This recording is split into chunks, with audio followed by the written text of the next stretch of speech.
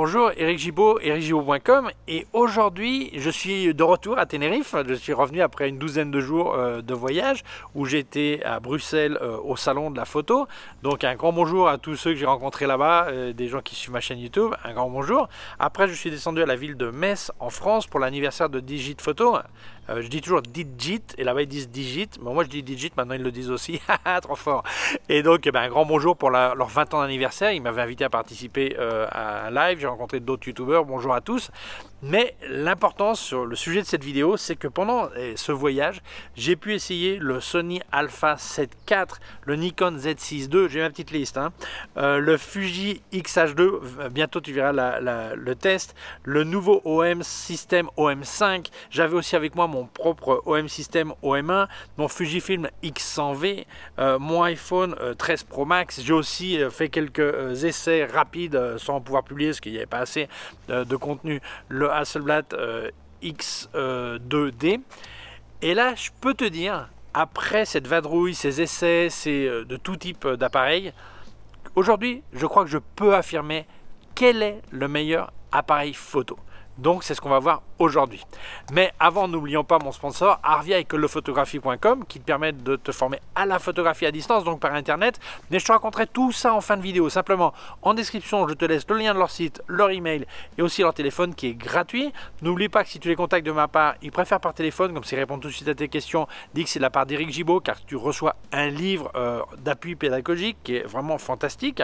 Bientôt, je l'aurai en main pour te le montrer. Voilà, je l'ai pas encore reçu, mais enfin, je sais ce que c'est. Voilà, mais je te dis pas, c'est une surprise, hein. Donc important aussi, si tu n'arrivais pas jusqu'à la fin de la vidéo, si tu veux être bientôt à la retraite, inscris-toi avant de partir parce que ça passe par CPF, donc c'est un compte personnel de formation qui te permet de te former gratuitement, mais il faut être actif. Une fois à la retraite, on peut plus s'inscrire. Par contre, tu peux t'inscrire avant de partir et faire la formation une fois à la retraite, ok? Donc voilà, mais enfin tout ça, je t'en parle à la fin. Donc voilà, c'est parti. Fais voir, qu'est-ce que tu écris là? Qu'est-ce que tu écris en commentaire là? Qu'est-ce que tu mets? Ah, ce n'est pas l'appareil photo, c'est le photographe. C'est pas la flèche, c'est l'Indien, etc. Non, non, laisse tomber, laisse tomber. On va pas faire 45 000 commentaires qui disent ce truc. Bon, c'est pas le thème de la vidéo. On sait déjà cet aspect. On va parler d'autre chose. Donc, continuons. C'est un petit moment d'humour. Voilà. Alors d'abord, il faudrait se poser une question.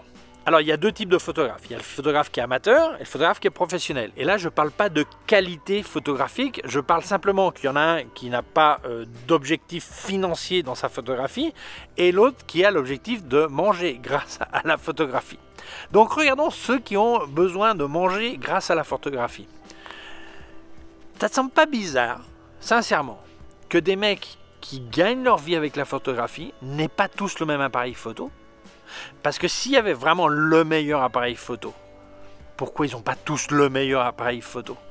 Alors tu pourrais dire, bah oui, mais parce qu'être le meilleur, il est très cher et tout le monde n'a pas les moyens de le payer, même les professionnels.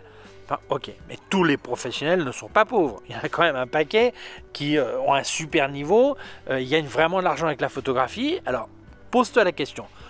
Pourquoi ces mecs, ces élites de la photographie, puisqu'il y en a quand même pas mal, n'ont pas tous le même appareil photo?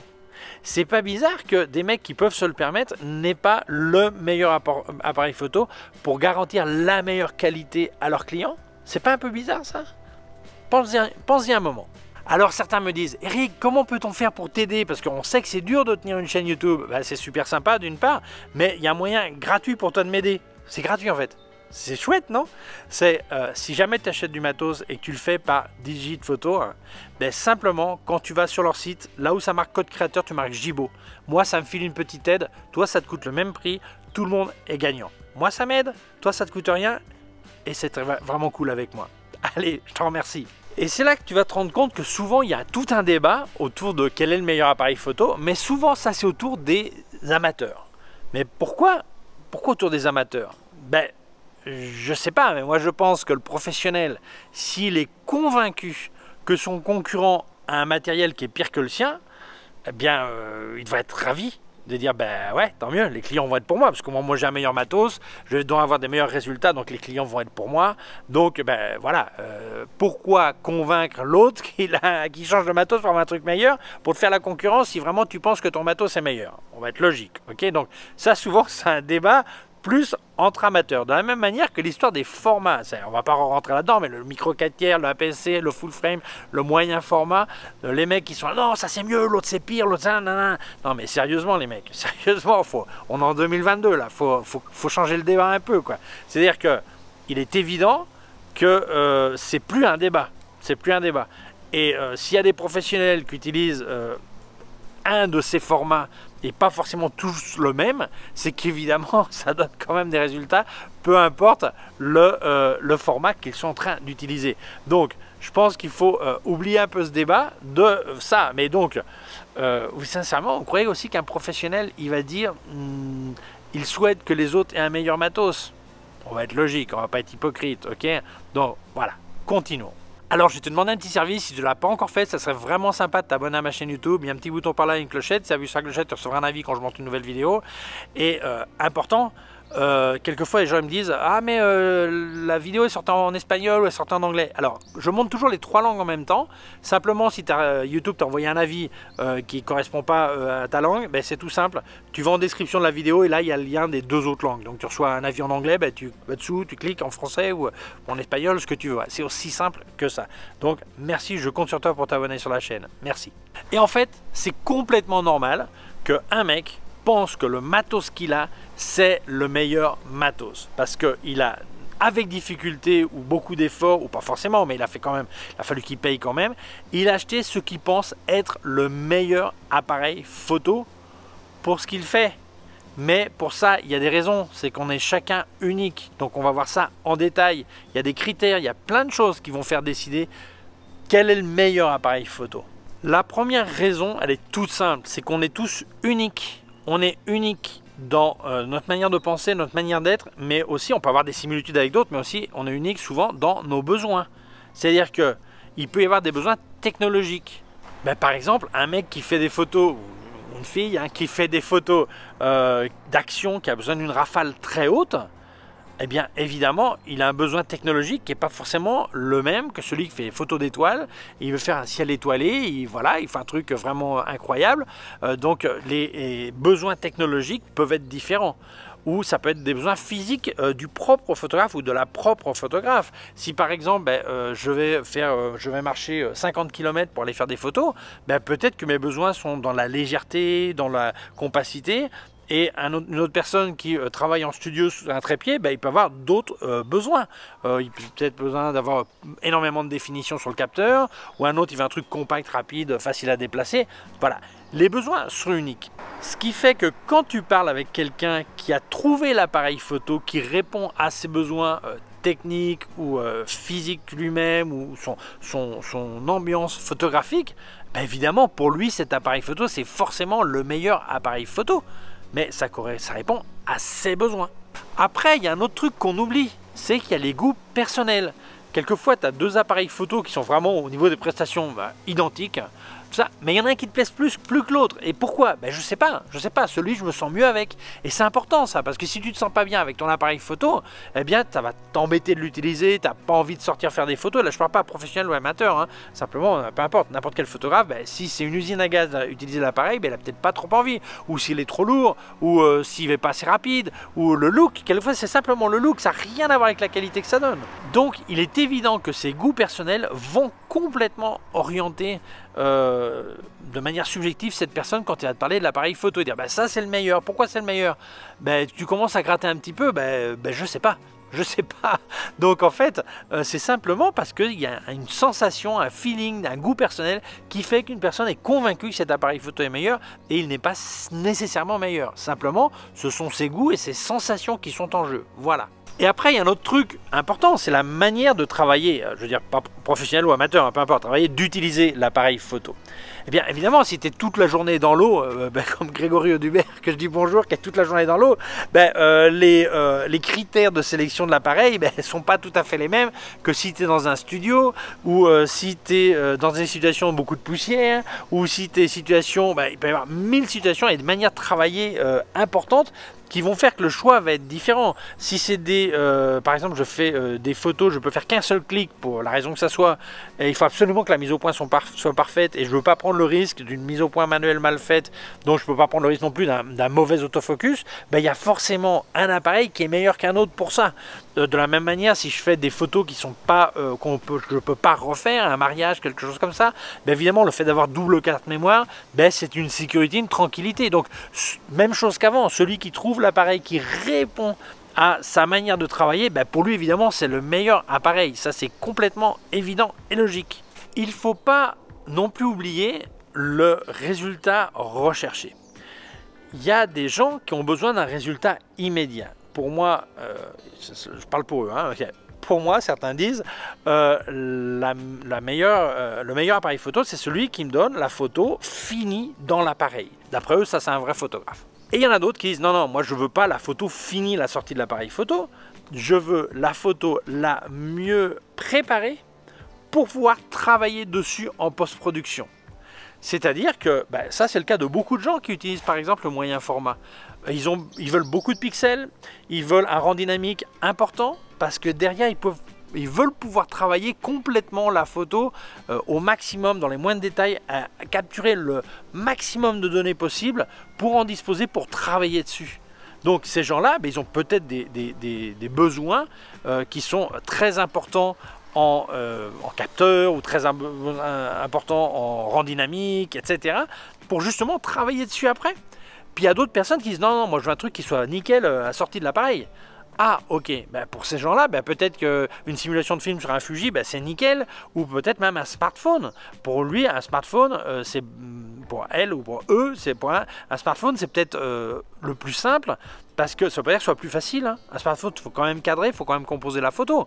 Et donc simplement, l'avantage pour eux, c'est qu'une partie de l'intelligence artificielle va récupérer les ombres, va redescendre les hautes lumières, va rectifier ça tout seul. Et donc, ils vont se centrer sur la composition, le moment, le sujet, le cadrage et tout ça. Mais ça veut dire que leurs critères n'ont absolument rien à voir.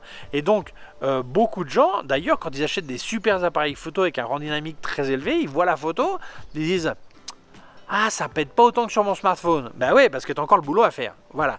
Donc, il y a des gens qui veulent que ça soit prêt à l'arrivée de faire la photo, quelques secondes après avoir fait clic, et d'autres, non, ils veulent un truc, ils vont peut-être passer des heures sur un ordinateur à travailler la photo. C'est pas qu'une méthode soit mieux que l'autre, simplement le choix de l'outil peut être complètement différent. Une petite parenthèse pour ceux qui ont les cheveux qui se mettent debout sur leur tête quand on parle de post-production, ils oublient quand même que la post-production, ça c'est toujours fait, même en photographie argentique. J'avais d'ailleurs fait une vidéo là-dessus, qui disait pas de Photoshop, pas d'édition. Moi, je les invite à regarder le travail de Ansel Adams, un des pères de la mesure par zone, de la photographie par zone. Et tu regardes ces photos, le négatif, avant, j'ai pas une négatif de Ansel Adams en main, bon, ils sont publics, certains sont publics, on peut les voir, on peut voir son travail. Tu vois la photo brute d'appareil photo, et ces photos qui sont assez plates, pas trop de contraste, justement pour essayer d'avoir le maximum de détails possible, pour ensuite travailler en laboratoire argentique, au tirage, avoir les résultats qu'il voulait, plus d'ombre, plus de clarté, plus de zones, ceci, cela, tout ça. Donc on retravaillait après. Donc même souvent, lui il le faisait lui-même, mais il y a énormément de très très grands photographes qui n'ont jamais travaillé eux-mêmes en laboratoire derrière, mais ils avaient un tireur qui était un mec expert. Il lui sortait, il imprimait la première photo, il tirait la première photo brute de négatif, et il disait bon voilà, qu'est-ce qu'on va faire? Là tu vas m'éclairer ça, tu vas me foncer ça, tu vas me changer ça, tu vas me changer ci, donc ça c'est toujours fait. Donc quand j'entends des gens qui me disent ouais en argentique ça se faisait pas, c'est complètement faux. Peut-être que eux ne le faisaient pas, parce que tout le monde ne le faisait pas, mais énormément de grands photographes, pas tous, mais énormément de grands photographes avaient un travail de post-production de tirage qui était énorme, qui était vraiment énorme. Donc il faut arrêter de dire ça, ça s'est toujours fait, voilà. Après il y a un argument qui est complètement idiot, et c'est un argument que j'utilise beaucoup, donc je m'inclus dans les idiots, voilà. C'est quand tu vois un résultat avec un appareil photo, avec une optique, ça passe surtout avec les optiques, ça. C'est de dire ouais mais pour le prix que ça, c'est quand même pas mal. Alors, bon, on va oublier la photographie une minute, on va parler de bouffe, de manger. Imagine, tu manges un truc, ça te fait vomir, t'as la diarrhée, ça a un goût horrible, mais c'est vraiment pas cher. Est-ce que toi, pour toi, le fait que ça soit vraiment pas cher, ça va justifier que tu bouffes ce truc? Probablement non. Non? Bah moi, en tout cas, voilà. Donc, en matos photo, c'est la même chose. Souvent, on dit tiens, oh, cet objectif, il est surtout, ça arrive surtout les objectifs, non? On dit tiens, cet objectif, il est fantastique, fantastique. Combien il coûte? 3000 €. Vous avez quoi de moins cher? Ben là, j'ai celui-là qui vaut 50. Faites voir. Oh, ben elle est pas si mal que ça, hein. Oh, ben ouais. D'abord, est-ce que les autres ils vont voir la différence? Est-ce que les autres? Moi, je la vois à peine. Moi, je la vois à peine, mais les autres, est-ce qu'ils vont voir? Ils vont pas forcément voir, non? Et puis, ben voilà, hein, tout d'un coup, comme c'est pas cher, le truc, il est vraiment pas si mal que ça. Alors, faut être honnête. La différence de qualité n'est pas forcément proportionnelle à la différence de prix. Ça, c'est clair. Mais heureusement, pour ceux qui claquent des centaines et des mille, ben, normalement, il y a quand même une certaine différence. Une différence dont on n'a pas forcément besoin, ça c'est un autre thème aussi. Peut-être que, comme les gens, certains aiment bien dire, moi je transmets des émotions, comme ils disent, eh bien peut-être qu'effectivement la qualité d'image n'a aucune importance. Ils font un portrait, leur priorité c'est pas forcément le contraste, la netteté, la couleur et tout ça, mais le moment, un truc comme ça qui capture. Donc ils n'ont pas forcément besoin de ce truc impayable, voilà, inabordable. Ce qui paraît que j'ai souvent payable, on ne doit pas dire payable, il faut dire abordable ou inabordable. Voilà, donc ben, peut-être que c'est ce qui arrive. Et donc, ça justifie qu'ils aient quelque chose de plus accessible, de plus abordable. Voilà. Mais bon, il ne faut pas se voiler la face. C'est quand même vrai que souvent, le prix va influencer sur notre perception du résultat. Dans un sens ou dans l'autre, d'ailleurs. Résultat, on arrive à la conclusion qu'il y a 3 critères. Je dirais peut-être 2, j'en dirais peut-être 4, je ne sais pas. Mais je crois qu'il y a 3 critères qui définissent le meilleur appareil photo.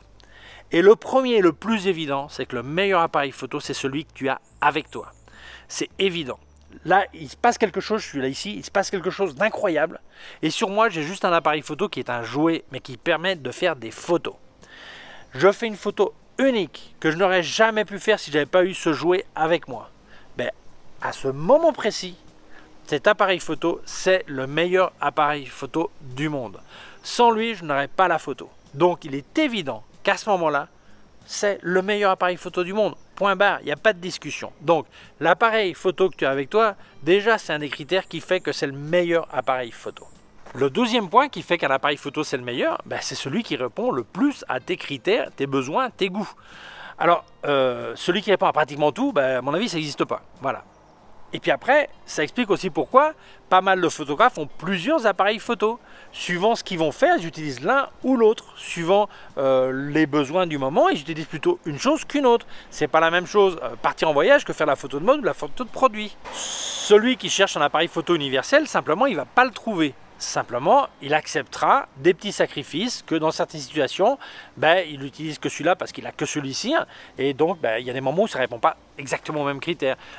Si je pars en voyage, ben, mon critère de volume et de poids est peut-être plus important que mon critère de nombre de pixels, par exemple.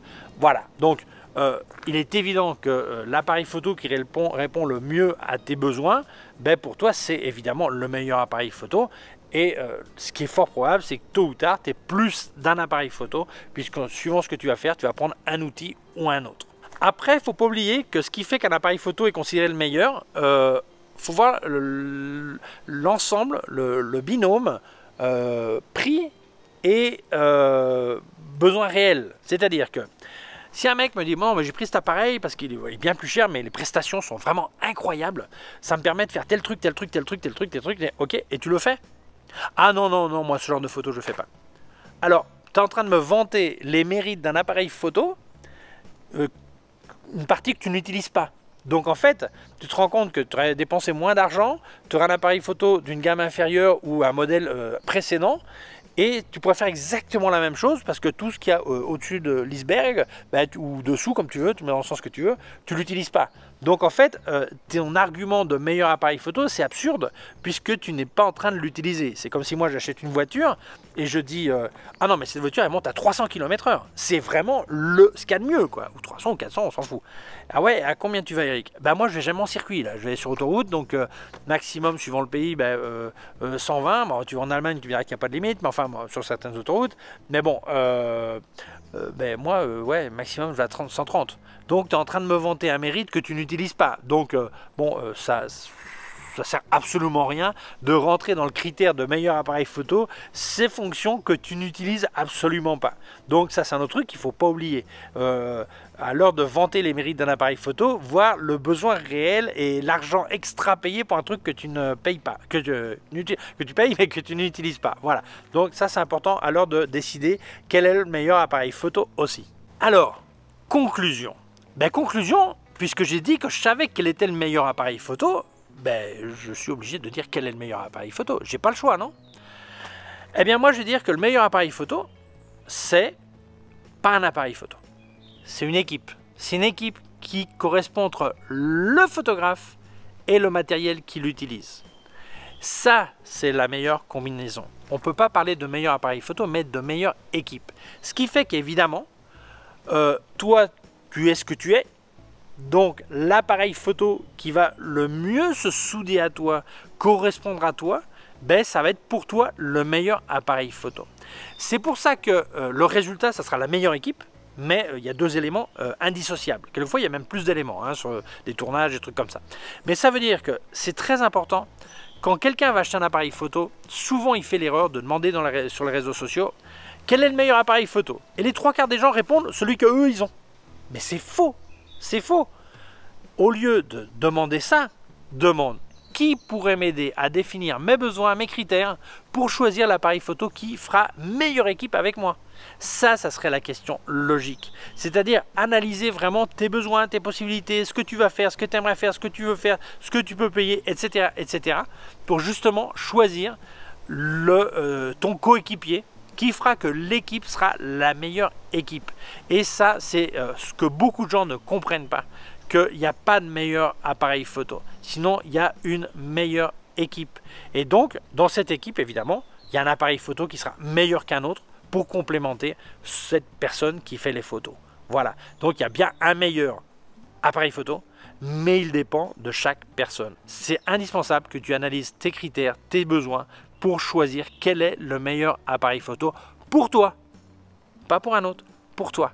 Voilà. Et quelqu'un qui veut t'aider va s'asseoir, va regarder avec toi et va dire voilà, pour toi c'est ça. Et c'est pas forcément le même qu'appareil que la personne qui te conseille. C'est aussi simple que ça. Eh bien voilà, c'est aussi simple que ça. Donc on a trouvé le champion. Le champion, c'est que c'est à toi de le trouver.